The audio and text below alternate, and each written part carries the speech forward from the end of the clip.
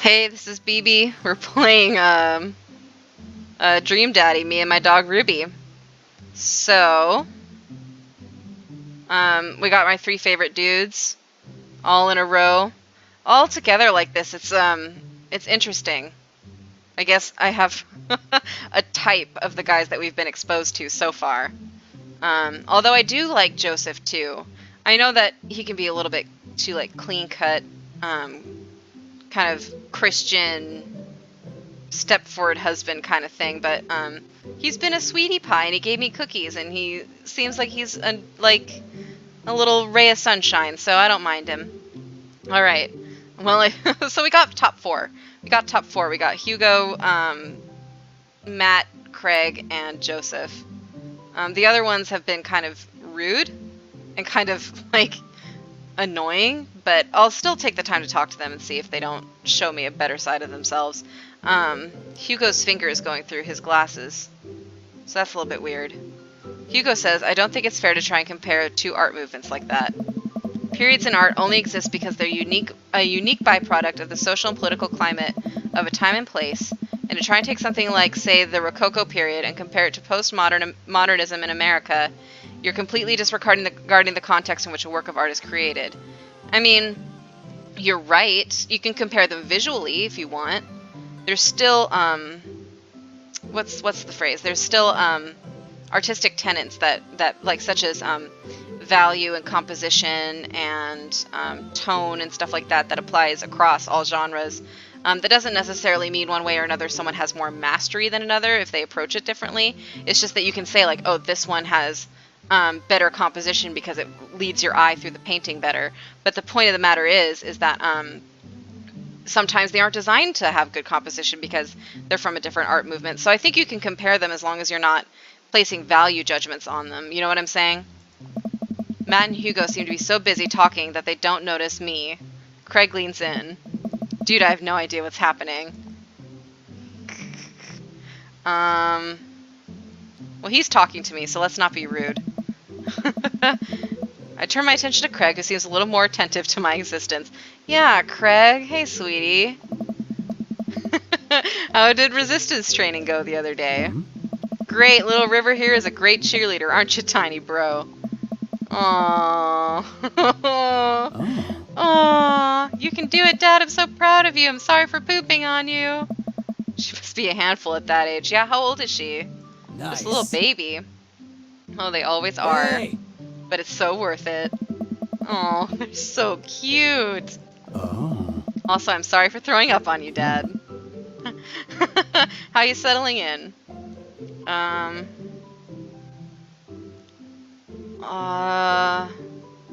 New place is perfect. It's really cozy and the neighborhood is beautiful. I'm so glad we moved here. And I'm even more glad we're right next to my old best friend. Aww. Buddy. Oh, he gives me a shoulder punch. Oh, even if we don't date, I'm glad he's my buddy. I remember that hurting less in the past. Sorry, I've been doing push-ups and stuff. Okay, no need to toot your own horn, dude. Hugo says, Noodles, how are you liking the neighborhood? It's pretty nice. Everybody's been super friendly. Right? We're making friends. Oh. Seems like your daughter is fitting in just fine. Matt points across the yard to where Amanda, Daisy, and another young girl are playing. They're all sitting cross-legged in the grass, picking weeds and weaving them into little flower crowns. It's pretty adorable. Yeah! The girl I don't recognize jogs over to us. Oh my god! She's so cute! Matt, your daughter is Aces! That's adorable! Oh my god, I love it! Oh wow, it's a flower crown. I thought you'd look cute in it. Well, there's only one way to find out. Matt takes the flower crown and puts it on top of his head. Oh. Am I cool now? Oh my god, look, he even has it! He has a flower crown on! That's so cute! Oh, look, she's thinking about it. Nope, you're still slightly less uncool than you were before you put it on. Hey. This is my daughter, Noodles. Hello, I'm Carmencita. Alright. Oh, and then here comes Daisy. Dad, look, I'm making friends. She's 10. You don't need to hang out with her. It's okay. Are you making friends? You better be making friends. Yeah, actually, Amanda, you remember the cool barista from the coffee shop and my old college friend and, your teacher? Hi, Mr. Vega. I didn't realize we were neighbors. Yep, sucks to be you. Man, I would hate to see my teacher outside of school if I was in high school. That would suck. We had to... My high school was really funny, because we had an English teacher and a science teacher who were married, and they were both, like, Mr. and Mrs. Wells or something. I don't remember what their last names were, but, they broke up my, like, sophomore year and got divorced, and so it was super awkward, and, like, everyone was really uncomfortable, and then there was another English teacher. She taught, like, normal English, and the other teacher taught, like, advanced English. And she started dating the science teacher. And it was like he dated like 2 different English teachers. Anyway, it was supremely weird, and like this weird relationship drama emerging in a high school, like awkward. Hugo says, "Yep. You still gonna get me that overdue term paper?" "Yeah, Amanda. Are you?" "Great seeing you." "Yep." Amanda finger guns her way out of the conversation like a champ. You're gonna hear about that later. She learned the finger guns move from me. I'm very proud. Oh. She's definitely a charmer. Speaking of which, where did my son go? What? You can tell I'm getting tired because I'm forgetting to pronounce full words and consonants in what I'm saying. Hugo looks around the party. He must finally spot him because his eyes go wide. Oh no. Are you fucking kidding me? I was in with you, Hugo. I was your friend. I was your fan. You named your fucking kid Ernest Hemingway. Ernest Hemingway is a hack, sir. His shit's not any good. That's pathetic. Are you smoking? Oh. Ernest is holding a lit cigarette. No. I see Ernest across the way. He casually takes a long drag of a cigarette and then flicks it into a gutter. Okay. Oh. Unbelievable, excuse me. Yeah, Hugo, get your kid under control. Shit. So now I'm hanging with these guys. Guys who haven't named their kids something completely fucking stupid. Wow, can you imagine? This is my son, John Steinbeck. Oh my god. Gag. Kids, Hey. right? Man, I do not envy Hugo. The last barbecue we had, Ernest tried to shove a sparkler down Joseph's pants. Nearly burned down half the yard. Well, did Joseph deserve it? And the barbecue we had before that, he actually burned down half the yard. So, does the kid have a fire issue? Should he be speaking to, like, a professional? Because arson is a warning sign of later negative behaviors.